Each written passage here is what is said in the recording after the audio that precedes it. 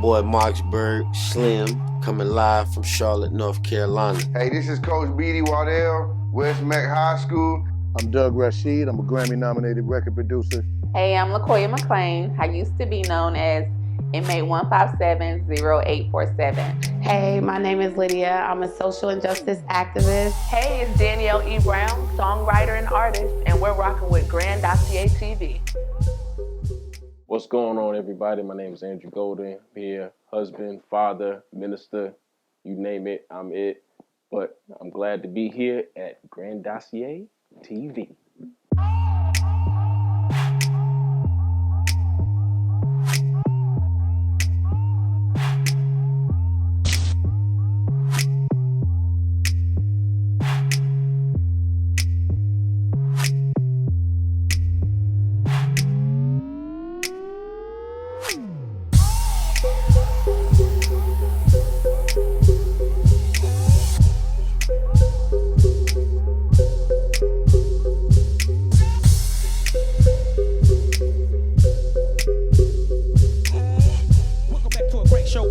Grand Dossier TV, where I'm here with my man Andrew Golden, part of the Golden Bros that we interviewed before. If you remember that show, it was great.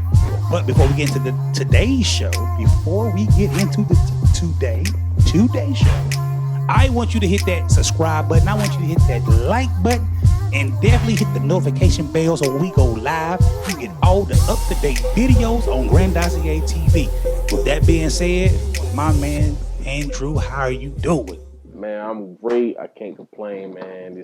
I'm glad to be here. Once again, this is 2023. Look forward to a great year, prosperous year. Things is going to happen. Things are going to manifest. Just to wait till you see. There you go. Come there on. You go. Can you believe we made it to 2023, man? Woo! Like, man, 2022 was here and it went by, but 2023 is our Jordan year. I heard somebody say on Facebook. So we going to live in greatness all year long. Yes, I believe that it's going to happen, man. I'm trying to tell you, you got to believe, man. 2022, we got through. Yeah. 2023, I'm telling you, we going to flee. There you go. There you go.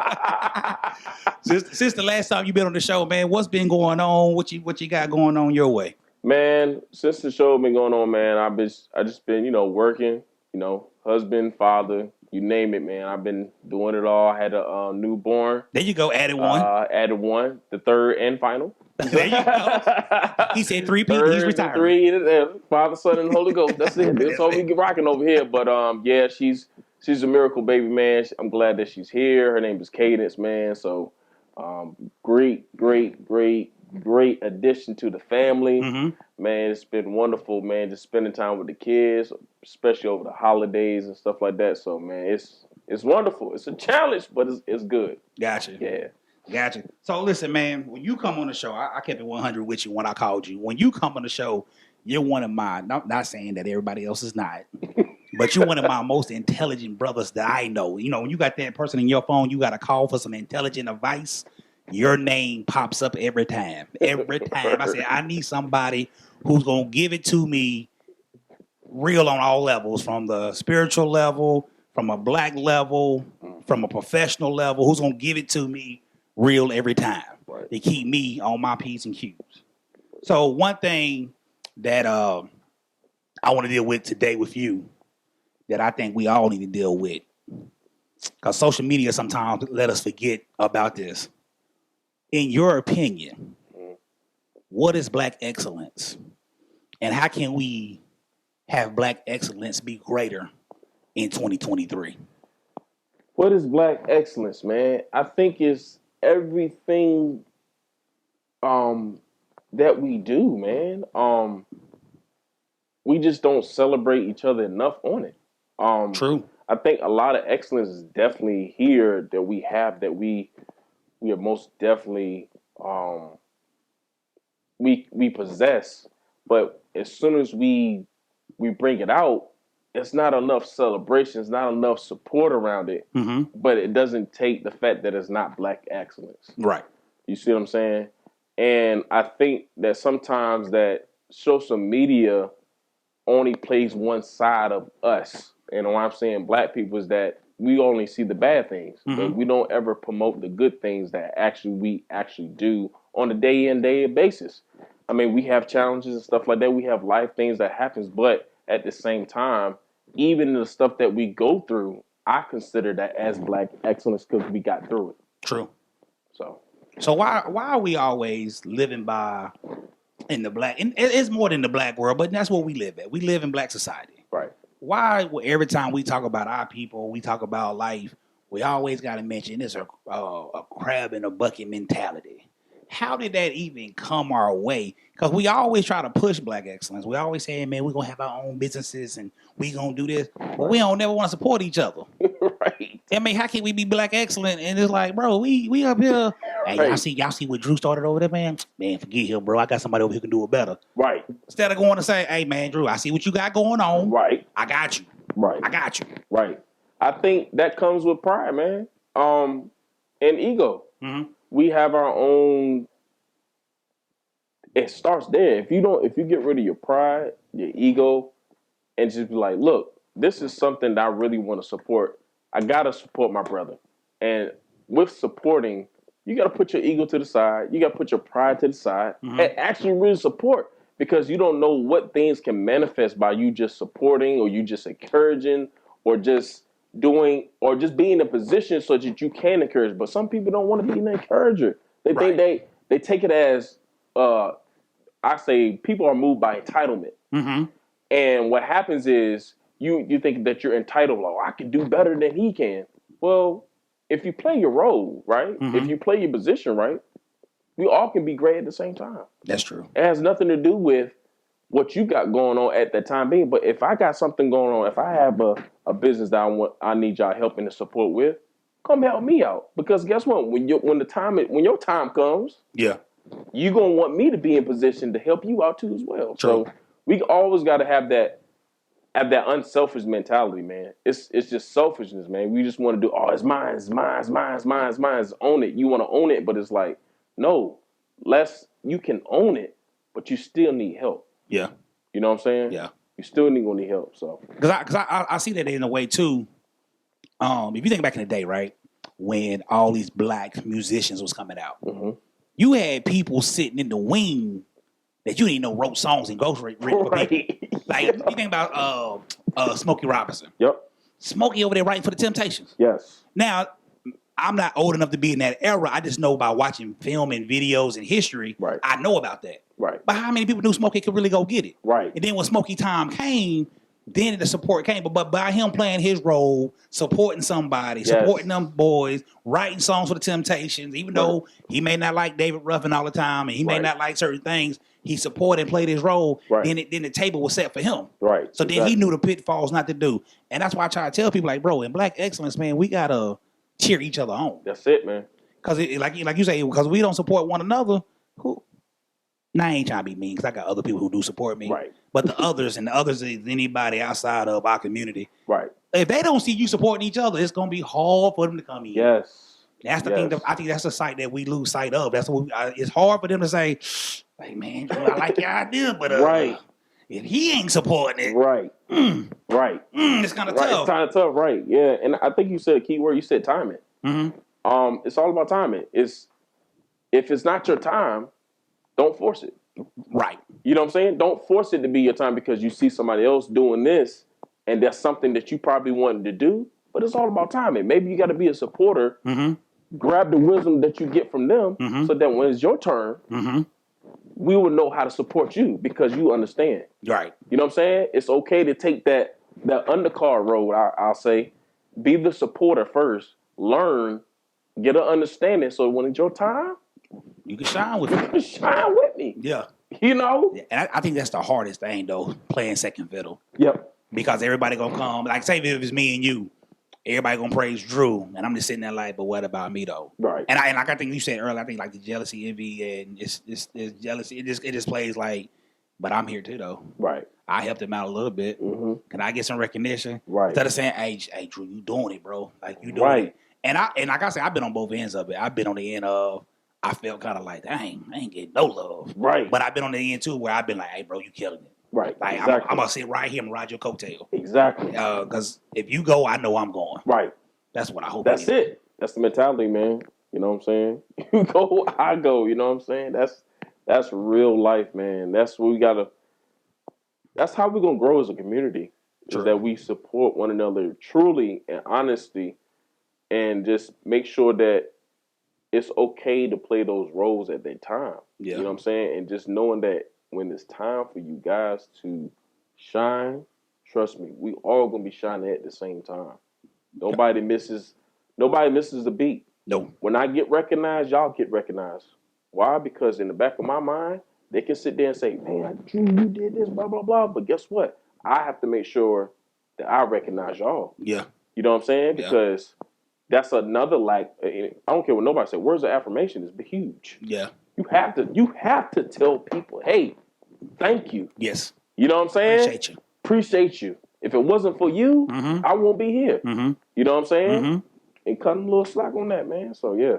And another thing, man, we're gonna hit on something that we talked about. Man, was it last year? Yeah.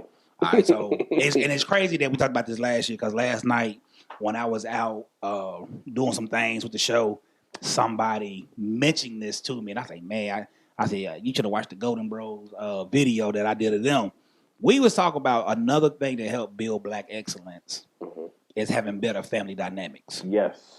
Because so for people who don't know, when I'm not doing Grand Dossier TV, I work in a school. So I need y'all help to help me do this full time. Right. So I work in a school. And I see a lot of kids, man, every day who raising themselves. Like I had one mother tell me, I work 85 hours a week. And I started looking at this time like how do you even work 85 hours a week? That don't even make sense. Right. But she's like, I work 2 full-time jobs. I work first shift and second shift. Wow. So from 11 to, I don't know, 5, she sleep, I guess, and get back up at 6 and go to work. And so her son is raising himself. And so he has a hard time listening to rules and regulations when people talk to him because he's basically raising oneself. Right. So, and I know we got to work. Right. But how is a family dynamic from what we talked about before? How do we structure that for Black excellence to sit back in? I think with that, I'm always a strong advocate where everything starts at home. Mm-hmm. That's where you learn everything. If home is there's a disconnect there, then it's going to be kind of hard for you to because you're basically trying to find where you fit in. Basically, if you have somebody, like you said, somebody working 2 jobs and you have a child that's raising themselves, where's the time that you have to even try to connect to even grow? Right. You don't have any time. You have no time. It's basically, okay, it's routine. And so sometimes with routine inside the household, you got to learn how to break the routine. And not saying that everybody's supposed to hustle, get your grind on, that's great. But you're only supposed to do that for a season. Right. Right. You know what I'm saying? You're only supposed to do that for a season. And I think a lot of times is that it's not that you don't have the money, it's the poverty mindset that you have. That's the big thing. It's the poverty mindset. It's the mentality that you have. You thinking that the money is there. It's all how you budget your money. It's there. You just don't see it. You see only, I have to just pay the bills. And I don't have no money left after I pay the bills. Actually, you do. Right. But if you budget right, but the first things first, you got to get rid of that poverty mindset because you can pass that on to the next child, and the child can pass it on to their children. Right. You know what I'm saying? So it becomes like a generational thing where you have to break that habit. Like, okay, you don't want to always say, well, it's good that your mom worked 2 jobs. That's great. She was good. Right. But out of her working 2 jobs, what did you learn financially from that? Right. You didn't learn anything. At all. Right. So you're trying to find where do you fit inside the household. And I think we have to stop hustling and budget. Right. Yeah. You know what I'm saying? Yeah. That's what has it. We have to teach our children how to budget. True. Not just to go out and get a job. True. You see what I'm saying? Early than later. So yeah. And we gotta, and no knock to nobody, but if you own a public assistance, take that in and learn how to budget your money. Right. Because if you paying lower than norm, right. If you paying $300 and the norm is $1,500, hey, act like your rent is $1,500 and try to budget that thing better. So when you get on your feet and you move out and you do things, it don't hit you in the wave. Right. It's like, all right, I can do this. I got this. Right. Instead of going about Jordan. So like, I ain't gonna lie to you. When I was in high school and middle school, elementary, had every Jordan that came out in line at 4:00 in the morning every Saturday. Right. Yeah, I wouldn't dare pay $225 now. Yes. No. Like priorities are totally different. Like Right. I want cars and land and trips. I don't Right. want this. My feet look good. That's a plane ticket, bro. Right. That's facts. That's a plane ticket. That's facts. And if I try to buy Jordans for everybody in my house, like, bro, that's a whole vacation trip. Right. So you got to look at like what's more important. Not Right. knocking Jordan, because Jordan was always be my guy. Of course. We in the 23 greatness year. That's a Jordan year we call it. But Right. like Mike would be my guy, but Mike ain't about to keep me from going on trips. Either, though. Right. Like, nah, Mike, I got to go visit. I got to go get it, man. Right. So. Exactly. So you're right though, man. It's the poverty mindset. You got to change that, and if it's hard to change it when you actually doing it. So at some point you got to have when you come against something where you come against a wall, and it hits you like hard. Mm-hmm. That's when you have to stop. Yeah. You know what I'm saying? Yeah. When it gets to the point where it messes with your mental, where it's like, man, because I believe that when people are tired and exhausted, yeah, you don't get a lot of work done. It's true. You don't. At this point, you're actually existing, not living. Yeah, that's you don't want to be in that boat. Man. No. It's like going in circles, man. Right. Just running like on that, like that hamster on that wheel. Oh yeah. Just going. Keep turning and turning and turning and turning. Man. That's man. All right, speaking of another thing in Black excellence, man. This story I told you. Now, granted, everybody we done heard a lot about it, but let's talk about Black excellence because I'm disappointed at Black Facebook on this one. I understand when Deion Sanders left for HBCU. Oh man, yeah. I understand when he left HBCU, we felt like, well, I didn't feel like, most people felt like he let the culture down. But why his elevation got to come at y'all expense of being mad at this man? Right. Like he did as much as, like, I think sometimes in the Black community, we fail to realize we have done as much as we could do. Yes. There's nothing else that can be done in this moment. Right. Why are you mad at me? Right. That I left to where the resources are greater. Yes. And I can come back and get y'all. Right. Because, like, yeah, you talking about, kids going to school, but this man paid his whole coaching staff. Right. Like, he was looking out for the whole team. Right. Not just a couple players. Exactly. What was your mindset on that? I agree with Deion, what he did. Mm-hmm. You're supposed to elevate. Mm-hmm. Because at some point, you can't, sometimes you got to be very careful and very wise what your expectations are in a person. Mm-hmm. True. And sometimes your expectation can fail you. And it's not that he did nothing wrong. It's our expectations in him failed. Mm-hmm. But the word says, don't let your expectations be from man, be from God. Mm. And so sometimes we expect people to be this the whole entire time. And he's never going to leave. He's never going to do this. He's going to put HBCUs back on the map. And it's going to be great. And all Black athletes are going to come to these schools. And it's going to be wonderful. But he did. Right. If you really pay attention, he did. He went to a HB. Deion Sanders, an NFL player, went to a HBCU and changed the whole campus. Yes. And not only just the campus, he changed the world. He changed every HBCU. He made sure that HBCUs were being looked at again. Because of that reason. And you went undefeated. What else can you ask for? Right. You know what I'm saying? If you go to another program, if elevation is for him is great because it's like, okay, he can take that same standards. He has goals just like we have goals. Right, he does. You know what I'm saying? So we can't just sit there and say, we try to put Deion in a box and say, well, this keep making, make it great. How greater do you want it to get? Right. You know what I'm saying? Right. Sometimes when things are left behind, he didn't leave behind. He made it better so that when the next person steps into that role, it's going to go up. Even greater. It's going to go even greater. Yeah. That's how it's supposed to be. Yeah. You know what I'm saying? So. But I mean, because my thing is, why do we look at people like him? He has money. Right. He's been on TV. Mm-hmm. He's been an NFL player. Yep. Why we put a cap on people? Whoo. Like, why we cap your potential? Like, Drew doing his thing already. Right. Why people try to put a cap on you though? Like, why? I mean, I'm not saying our community only does that. Everybody does. But like I say, I only live in my community right now. Right. And so it's like you put a cap on things. Right. You say, hey man, you know what, Darius, you already got 1,000 subscribers. We don't need to check that out. Right. Like, no, I need 1 million subscribers. I need 100,000 subscribers. And I need 5,000 subscribers. Right. Then I need 10,000.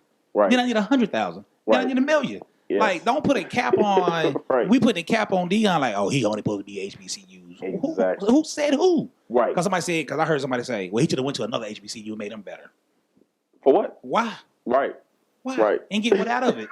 I said he went to where, like, all right, now I can go. Because at the end of the day, like you said, he still got dreams and goals. Right. And his son is his biggest priority. Mm-hmm. I mean, I think all of his sons are, but I know Shador, from what I see, is his biggest priority. Right. In getting him to the league. Yeah. I think he has the greatest chance to really play. Right. So I just thought that was like, man, that's crazy how we put a cap on this, and it's all about people. You gotta be very careful with people, man. It's that people sometimes, because they didn't make it that far, mm-hmm. and they only see, well, I didn't go that far, so good luck with that. And so there's that type of that jealousy there too as well, saying that, well, we'll see how far that he's really gonna go, or we'll see how far Andrew's gonna elevate. We'll see how far Darius is gonna elevate from doing this. You know what I'm saying? But it's that well, I didn't go that far. I'm gonna see how successful it's gonna be. You know, people can never in their entire life, you can never take a ruler and measure my success. Mm. And that's exactly what people try to do. They try to take a ruler and measure how far you're going to go. Yeah. And you can't. Yeah. You never can. I mean, I'm always going to exceed that right there. Right. Always going to break that down. Exactly. Especially somebody like him or me or you who set the bar high anyways. Right. So we're gonna knock your expectations down anyways. Exactly, man. That's just a boy. That's really what a born hustler is. Right. Somebody who's gonna do that. Like, I'm not gonna let you put a cap on me. Man. Right. Nah. And don't get me wrong, it get hard at times. It does. It does. It get tough. It's like, it does. Maybe they were right, but then it's like, nah, I gotta snap back to reality. Right. I got this, man. I got this. I tell people all the time, even with Grand Dossier TV. Right. I started off with 1 mic. Now I got 7 mics. See? Come on now. So you just keep growing. But it remind me of that Jay-Z line. People don't quote me on what Jay-Z said because I may mess it up. I just remember the way I remember. Right. He said something like his uncle told him he'll never sell 1 million records. Mm-hmm. He said, but I sold 1 million records 1 million times. Right. And so it's like one of them situations like, don't tell me what I can't because I'm going to come back and show you. Exactly. Like I tell people, I can't wait to get to 100,000 subscribers. I can't wait to get these views up. Right. So I was like, I ain't going to do it to rub it in your face. I'm like, man, I showed y'all. Right. But also I want to be able to help the next generation. That's say, listen, right, man. I did this, come on. And that's what we should do in Black Excellence anyways. You get to a level, you reach back down and say, hey, bro, let me bring you where I'm at. Exactly. Because I had a friend tell me, like, dear, you should experience this millionaire lifestyle. Right. And it's not saying go out here and buy a bunch of dumb stuff. Exactly. But he was saying the freedom of just being able to do. Right. Without worried about, like you said, we got to worry about, oh, man, got to pay this light bill tomorrow. Yep. Oh, man, got to make sure this rent paid. You should be able to experience life to where, like, I can be freely to do what I do. I'm freely to create and do what I'm doing without the stress and burden of other things holding me back. Exactly. But we're going to go down your lane a little bit. We're going to go down the church path. Come on. I had a young man in Atlanta come out and say, is it okay for the church to be part of this marijuana business? He said his church has a lot of land. One of the biggest churches in Atlanta with a lot of land. He said, I can teach the people how to farm. Okay. He said, I can teach the people how to make money and budget, and we can save, and we can buy back the city. Mm-hmm. Coming from the church, what's your thoughts? Man, that's a tough one. And I know I wouldn't do it. Right. Per se. That's something that I would not get myself into, or Understand that you're trying to, I guess, explore harvest per se, and plan a harvest, and you're trying to reap the benefits from it. But you gotta be wise with that too as well. I mean, everybody. I'm not saying that it's wrong to smoke. You know what I'm saying? But I'm gonna say this. Be honest with you. How many addictions that you're gonna deal with doing that? Because I don't care what nobody says. When you in the field and you trying to do this whole marijuana thing, you think that people are not going to get addicted to it? They are. Or still some. Or try to, at the end of the day, people are people. Yeah. Regardless. We're not, oh, that's a church person. No, you're still a person. You're still a human being. Before you a church, before you say anything, you're still human. You're right. So why would you try to put that inside the church if we're the ones that are supposed to be standing out, we're the ones that are supposed to be saving the world, and my thought is that you're making people to be more addictive to what you're planting. Gotcha. You know what I'm saying? And the outcome can go two different ways. It's beneficial, like, oh yeah, it's bringing income in, that's good. Right. But what about the soul? What about the spirit? What about that man? What if you know what I'm saying? What do you take them from? Gotcha. You see what I'm saying? If we're so connected with God, what do you take them from? Are they going to idolize what they're doing? Or are they going to be, there's going to be a disconnect. And so you can't put no other God before God. You know what I'm saying? So True. You have to be very careful what you're doing and how you're showing. I'm going to show them how to farm. Okay. We'll show them how to farm. Yeah. Crops. There's plenty things that you can do. Yeah. You know what I'm saying? Right. That's my thoughts on that. Because I know some people going to say, in Genesis it says, God put every seed down here that you ever need. I heard that a lot. I don't know, man. I guess depends on what you're doing it for. Right. Are you doing it to smoke it? Are you doing, because hemp or weed, whatever, right? The rope, they say stronger, better clothes than cotton.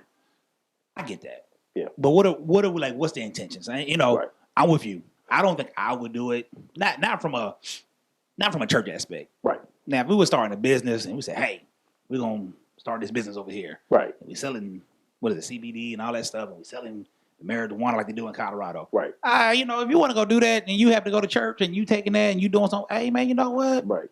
That's cool. But to say I am the church, like we are, like I don't know, think this is the creator church name, the creator God of Galilee Church of Gastonia. Right. Start selling weed. I think it's a mixed message. Right. It is. And we are, and I think that's the only problem. Because the message for so many years. Right. And I got a guy coming on, man. I got a guy named Torrin Gordon, y'all, who gonna come on, who gonna break this thing down on another little level. Just to see what people think. But for so many years we've been telling people it's wrong. Right. And it's hard to change that mind sometimes, especially coming from a church body. Right. Because think about it. We done condemned so many people to hell for smoking weed. Yeah. We did. We done condemned so many people to hell for smoking weed. Yes. Yeah, we done called them, they got a spirit in them. Right. They Satan. We done condemned a lot of people. Right. So for you to turn around and do it, I just think that's the hard part for me. Right. Because you done condemned a lot of people. Right. And this one person gonna stand out as an outlier. So then it's like, I don't know. Because I gotta ask him what he doing it for. You doing it for the money? Like, what we doing? Right. So, yeah. That's hard to say. That's hard. That's a hard pill to swallow, man. I think you just, some things you're not supposed to just bring inside the church. Right. You know what I'm saying? And that you just need, some things you just need to leave alone. You know what I'm saying? Don't touch it. You know what I'm saying? It's kind of like a baby. You know what I'm saying? You tell them so many times, hey, don't touch that stove, it's hot. Mm-hmm. Don't touch that stove, it's hot. Mm-hmm. Don't touch that stove, it's hot. And no, mothers be like, they'll try to move on. Dads be like, no, let them touch it. Yep. As soon as they touch it, and they won't touch it no more. Right. You know what I'm saying? And that's the thing, is that some things you're just not supposed to touch. Yeah. You know what I'm saying? Because when you touch it, you start like, whoa, what are you opening up to? Yeah. You know what I'm saying? Yeah. What kind of other people that you? It's not saying that. What kind of other people that you draw near to? Yeah. Are you gonna be addicts? You know what I'm saying? What do you never know. True. People are like, oh man, this church is doing this, man. We're gonna go up there. We're gonna blaze up. Yeah. You gonna blaze up at the church? You know what I'm saying? Does that even sound right? That's the thing. Like, I don't know about that. like I mean, I felt where he was going when I heard it. It's like, Yeah. It's like, And so, I don't know. Man. We got to figure that out. We're gonna see what happens down in Atlanta. Yeah. Because Atlanta got a lot of things going down there anyway. They do. So we got to. That city different, man. Yeah, man. Hey, but you know, it's a chocolate city too. Mm-hmm. But it's different. It's different. It's different. It's different. Atlanta's different. I love it. Yeah. But different. But it's different. Hey, but one thing I do want to talk to you about, man, because Granddaughter TV. Don't think I'm sensitive because I'm not sensitive at all. What you think about a lot of black men dealing with suicide now? What's up with that? Man. Oh, man. I never seen so many men just like, I can't deal with life no more. I'm in the dog. Like, dang, for real? Right. And I ain't saying I don't believe in suicide or believe in depression and all that stuff. Mm-hmm. But when did we as a people, I mean, you can think about it. We've been through so much. Yep. Slavery. Mm-hmm. All right, before slavery, brought over here on ships, separated from the homeland, family, language, the religious beliefs and heritage. Mm-hmm. To be separated from your family again when you here, you get married, get sold, boom, boom, boom. Right. Then we go from that to Jim Crowism. Mm-hmm. Then we go from all the Jim Crow stuff to just the regular 70s, 80s. Right. People just hate on you. Like, we've been through so much and so many men. Right. They probably went through depression then. They probably went through suicide then, but you didn't really hear about it like you do now. Right. But we hear about so much depression and suicide in black men. Like, bro, like, what's up with us now? Man, that's a strong thing. I one of the key things is that if you pay attention, I think even when people decide to commit suicide, they give out signs and signals. And sometimes us as people or anybody, we ignore them. Uh-huh. Because I don't care what nobody says. If a man is quiet, that's when he's screaming the most. Break that down some more. So when he's quiet, it's saying, like, let's say if he shuts down, he's not talking, he's not as interactive with, he is hurting. You're not really, because you can't even really express yourself, because if you do, there's probably going to be reacted or taken the wrong way. Right. And so what we do is that us as men, we hold stuff in and we put it in compartments, and we don't ever have that time where we just like, and so we're just like, when we're quiet, it's like, we're like, You know what I'm saying? I do. And it's to the point where people have to recognize, like, okay, not even just, or even my spouse, my wife, is that if I'm quiet, you have to go ask, hey, what's going on? Right. Take a second and say, hey, are you okay? And sometimes us as men, we get in our pride, we get in our way, no, I'm all right, I'm good, you know. And you're really not good. Because we ain't going to no therapy. No, you don't want to go to therapy. But therapy is something that will save your life. And I think we have to push that more out, is that we have to get help. There's no way in the world that we, as people, as men, as women, anybody out there, we can't do this on your own. You cannot. I always say this. One thing that helped out, even with my brother, like he posted this stuff that he said, Jesus plus therapy saved my life. Yeah, I see that a lot now. You know what I'm saying? Yeah, I'm seeing that a lot now. And so when you have that person that's actually talking to you that has no clue who you are, but actually giving yourself to open up, talk about it, keep it confidential, but also it's helping with your mental state as well. Because mental health has not been pushed out as, when I was young, going to therapy. Man, you look at being soft. Your therapy was at home. Yeah. Getting a whooping when you get in trouble. Yeah.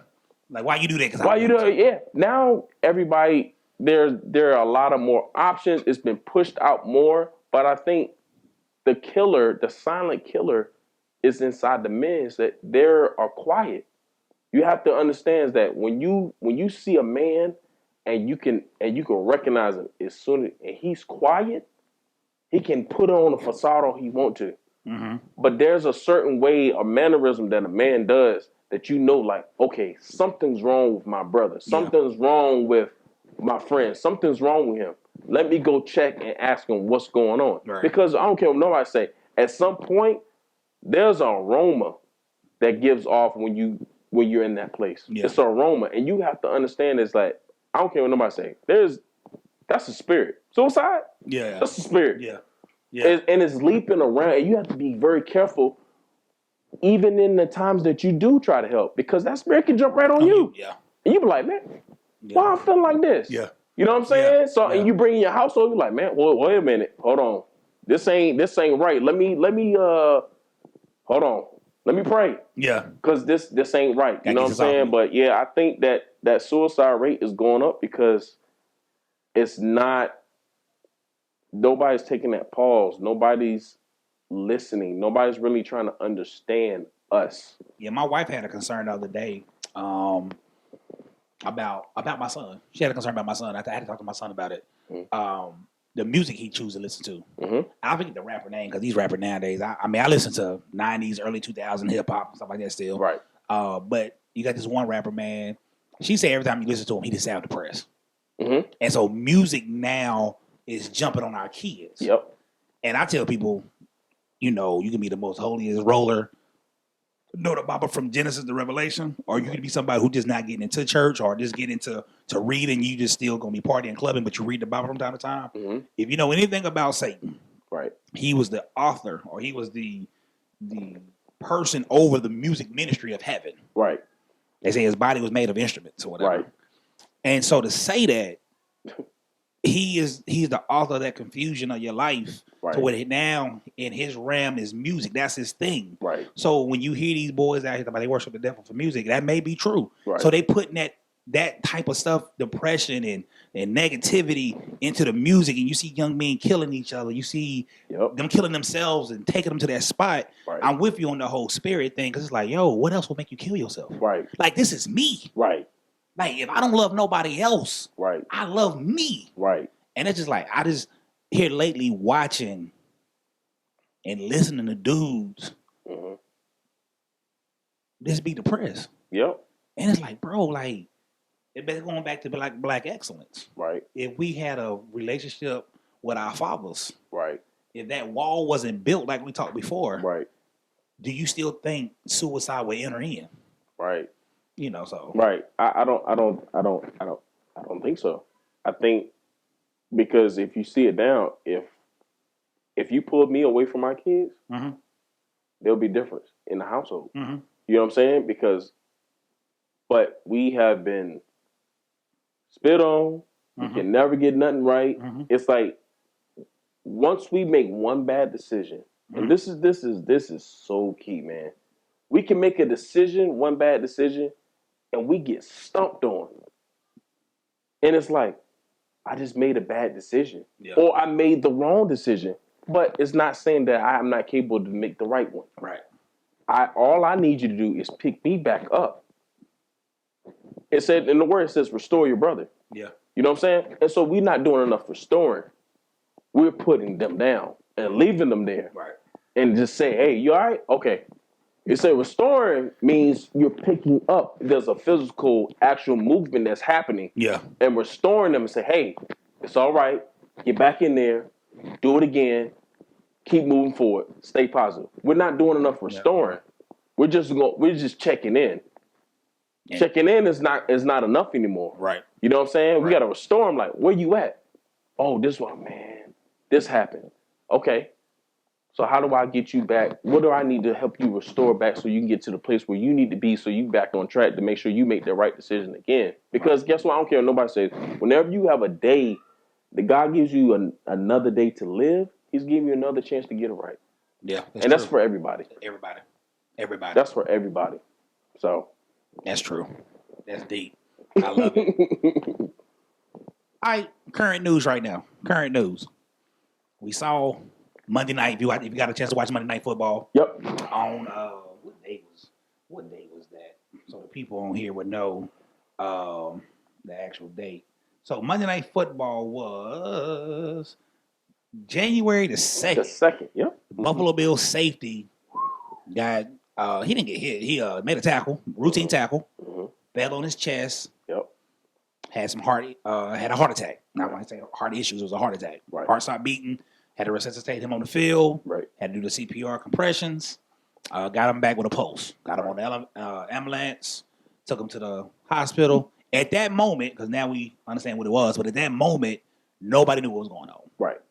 Now, on Facebook was jumping Yes. about different things. And different things I want to talk about is this right here. A, my man Skip Bayless going to be Skip Bayless. Right. Skip going to be Skip. Yep. I mean, now granted, I'm not saying I agree with Skip. Right. Not going to say I'm a knock Skip. I'm never for firing anybody unless it's just a blatant, Right. you said something off the wall, and we can't Right. have that kind of negativity in the world. Right. But Skip did say something at the beginning, and he said something at the end. It's the middle portion of what he said got everybody up in arms. What's your thoughts on Skip? And do you think, and Shannon skipped the show on that Tuesday, which was the 3rd. Shannon skipped the 3rd. He skipped the 3rd. He came back on the 4th. Right.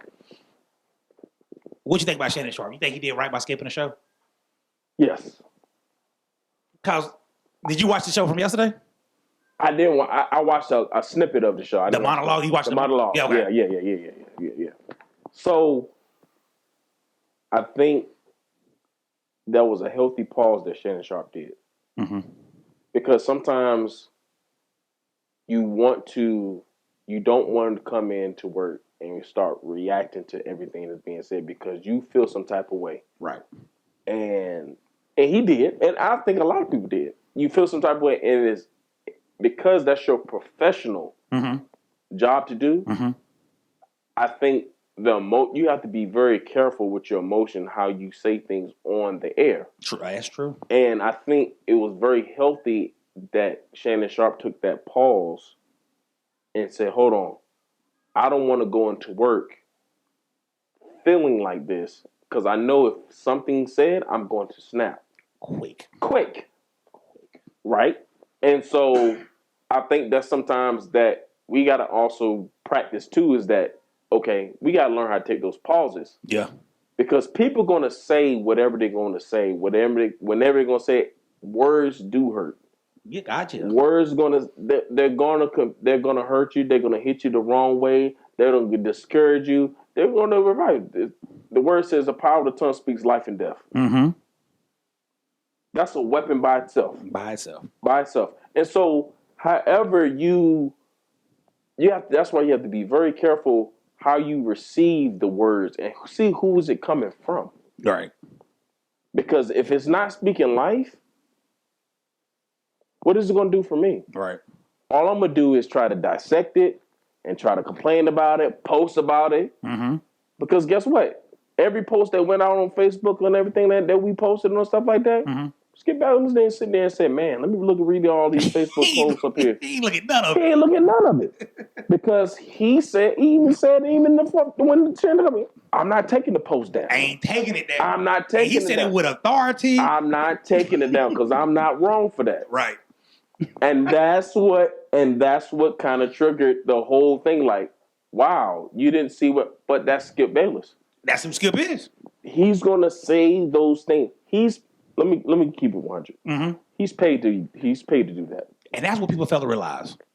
Because without that type of entertainment, he wouldn't be Skip. Exactly. He's paid to say the words.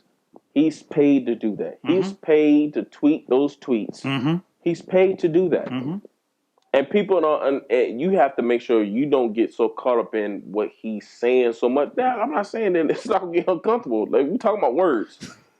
But at the same time, we can't get so caught up in the truth that we just miss out. Like, okay, look, we still got to live. Yeah. He's still going home after he get off work. He get on Twitter whenever he want to. He's still gonna say the things he's gonna say on sports and the thing, regardless of what anybody else say. Yeah. The only thing he got to report to is the managers or whoever's over the show. The show. That's it. Yeah. Everybody else, he do not care. No. He never cared. That's the thing. Look what he did remember him and Stephen A. Got into it all the time. Skip never changed. No. and here's the thing, though. The one thing Skip knows, too, and people can say what they want to, when Skip Bayless left First Take, that show went down. It did. And it's still not what it was. No. So when people say, oh, Stephen A. Smith holding it down, no, he ain't. No. Shannon Sharp, I love Shannon. Yes. I love the puns he brings. Mm-hmm. But Shannon would never get his own show, y'all. Not because of... Well, I take that back. I'm not going to say he's never going to get his own show because I pray that the brother does. Right. But you know they're going to hold things against him with the country accent from Georgia, some of the puns he throw. Right. Hey, I love Club Shay Shay. Right. Like, I love Club Shay Shay. Yes. I wish Unc could take that bigger. Right. You know what I'm saying? Exactly. Unc, bring me on the show. But I'm just saying, they're not going to give him his show right now. So everybody's talking about, man, you know, Shannon part of the problem. How? He got to come back. He can't quit. Right. Because if he quit, it's going to be a long time coming. Right. Because before Skip got him, it was a long time before he got back in TV. Exactly. But like you say, I think what you said was key. That's going to be a real, y'all. So y'all look for it. He is paid to do those not Instagram. Tweets. He paid for that. Yep. And listen, and don't think he ain't got them goons watching for him. Oh, yeah. Because he got Lil Wayne whole crew backing him up. Oh, yeah. So don't think like, oh, we're going to find him one day because Matt Barnes said he had to keep 2 people off for fighting Skip. Like you said earlier. Skip ain't worried about them. No, he's not. He is not worried about nothing at all what he says. Because if he was, he would have never said it. Right.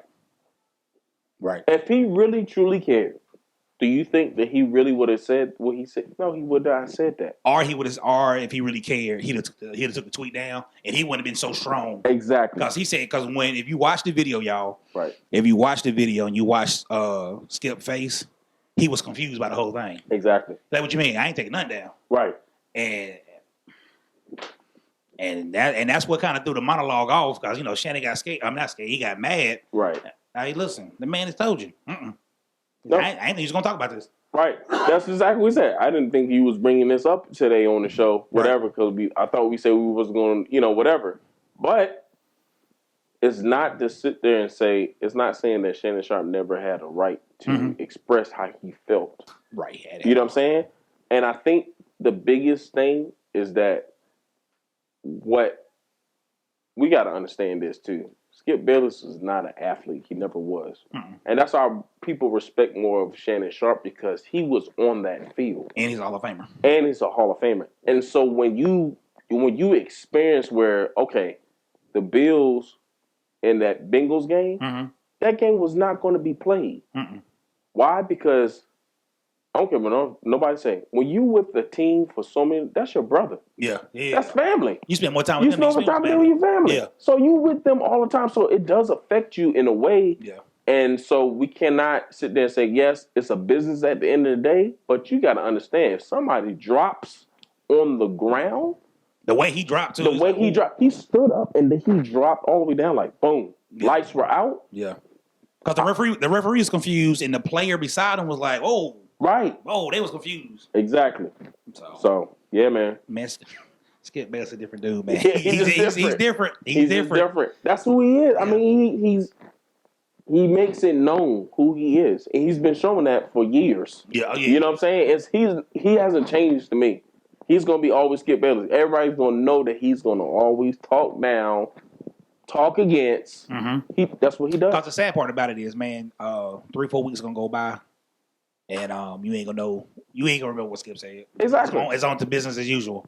Now, the only thing that made me mad about this whole injury, though, I'm glad we're talking about it. I'm glad it's out there so parents will know when it comes to football. Yes. But a lot of parents, I ain't letting my child play football. Like, why though? Like, I get that the injury happened, but when I did the research and I listened to the doctor, it happens more in baseball and more in soccer. Yes. Because the ball is more likely to hit you. Then two, the other thing I didn't like was Broski done had a bike drive out there for the longest. Yep. And he wanted $2,500 or something like that he wanted. Now he got $7 million. $7 million. Why do it take death to come before we donate? Like, brother basically died. If you ain't breathing, you dead. Right. You dead. Why it take death for us to donate? Right. Because that's real. Death to donate. I don't understand what that is about. But it's like, that's why we got to understand why the people that's living in your life, you got to give them their flowers while they're alive, man. Yeah. Don't give them flowers when they're dead. Because what they going to do with it? Nothing. Can't smell them. You can't smell them. You can't do anything. And that's one of the things that we have to make sure we do is that you're raising this money because something traumatic happened to you or something happened to you where death was right there at the door. But while you're living, how come I cannot get that same energy while I'm living? Right. Then, you know what I'm saying? Then I'm almost on, you know what I'm saying? I'm on my deathbed, really. Right. Basically on my deathbed because I'm not responding. But you decide, everybody decide, oh yeah, I'm going to donate to so. And it's up to $7 million. Right. That's a lot of money. That's a lot of money from everybody. But it's like, this man been trying to do this. And this is the key part right here. Whenever people are trying to do something positive or great or something that's going to do the community, we don't ever support. Never. We don't ever support. Never. But we are the first people to support. There's filming somebody fighting somebody. Yeah. There's somebody doing something. Oh, somebody got shot at a thing. It goes viral. Quick. But greatness never goes viral. Never. Gossip goes viral, but the gospel don't go viral. Isn't that crazy? That's crazy. Man. That's crazy. Good news never goes viral. Never. But bad news take off like a wildfire. It's like, oh my gosh. And that's the thing, is like, it's the mentality, how you receive it. Why are you so potent to see what happens bad first before something good happens? Yeah. You know what I'm saying? Yeah. And that's the concept, that's the mentality that we have, is that stop looking for bad news. Right. You know what I'm saying? Right. Stop looking for it. Stop searching for it. Right. That's what, let me see what happened to, oh man, you saw what happened with Takeoff. Oh my God, look at this. You know what I'm saying? So, but so quick. But on the flip side, what good news did you hear today? Right. That you seen, that you discovered. You know what I'm saying? What are the great things that you heard today? Oh man, somebody got honored. Okay, good. That's something great. Right. But we're so, as soon as we see a fight or something that happens on reality TV, they about to not fussing and fighting and all that stuff like that. We come immune to it. Yeah. Yeah. Quick. Like it's the happening. It's the hottest thing out. But not knowing that, yo, man, Darius over here, he just raised $7 million. But then they were like, man, Darius, you raised $7 million? Oh, that's good. Man, did you see that fight at North Lake though? Right. Yo, right. That was crazy. Crazy.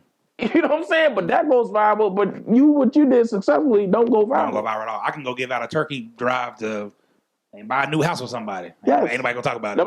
Nobody's gonna talk about it. Nah. Right. Because they are so consumed by what happens. What needs to happen is that it feeds their flesh. That's why I say it's feeding their flesh. Yeah. Because you like, oh my God, I gotta. It's almost like it's addictive. Like, I gotta have that bad news. Yeah, I need it. You know what I'm saying? Yeah, you're right. That gossip is I gotta have it. You gotta feed me. You gotta feed me, and that's why sometimes when you, and this is a scenario, when you mix gospel and gossip together, you wonder why you throw up so many times. Because it can't go in at the same time. You can't digest gossip and gospel at the same time. It's either one or the other. Yeah. You know what I'm saying? If you're going to take gospel, go ahead. Do what you got to do. Yeah. Stay over there. But the gospel is saying, I'm spreading out the good news. The word is in you, so you spread out the good news. Yeah. You know what I'm saying? But if you dissect or digest gossip with, you're gonna throw it back up every time. And whatever comes out, that's what you see. That's what you get. You're right. And hey, hopefully, man.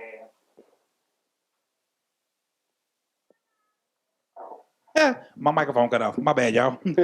hopefully with this, man, we can try to change the narrative, man, and bring Black excellence back to where good news is spread, positivity is spread. Yes. And the negative things, we will start killing that at the root. Yes. That's the only way we're going to get back to being black excellence. Yeah. Out of all things we talked about, from football to, Shannon Sharp standing his ground with skill, with Dion moving on and elevating, and this, killing the suicide rate that we have, because, we need our black men out here. We need everybody. We need our black men to where this positive thing can take off, man. We can live a more positive life, but we can encourage one another. Right. That's the goal. But for the rest of 2023, man, you was talking about you got a podcast coming out. Talk more about it, what it's going to be about. Yes. So, man, the podcast coming out, it's going to be me and my brother, Jeremy Golden, man. We gonna do it big this year, man. It's going to be great. It's going to be positive. We want you guys to stay tuned. It's going to happen. It's going to manifest. We've been planning this for a while now, and now it's time to do it. We was charged to do it, so look out for the Golden Bros. It's going to be phenomenal. We look forward to seeing everybody tuned in. Man, I cannot wait till we do it. It's going to be great. You got to be there or be square. I feel you on that, man. Had to switch these mics up. I feel you on that, man. With that being said, everybody make sure on Grand.ca TV you hit the subscribe button, hit that notification, not hit the notification bell, hit the like button, then hit the notification bell so you get all the up-to-date videos when we go live. Andrew, man, it's been a pleasure having you back in. Yes, sir. Hey, man, we're going to make this thing shared a bunch of times, make it go up and up in those numbers. Everybody hit those likes, share. Hey, just make this thing run up. Share the positive news. And with that being said, we out. Peace.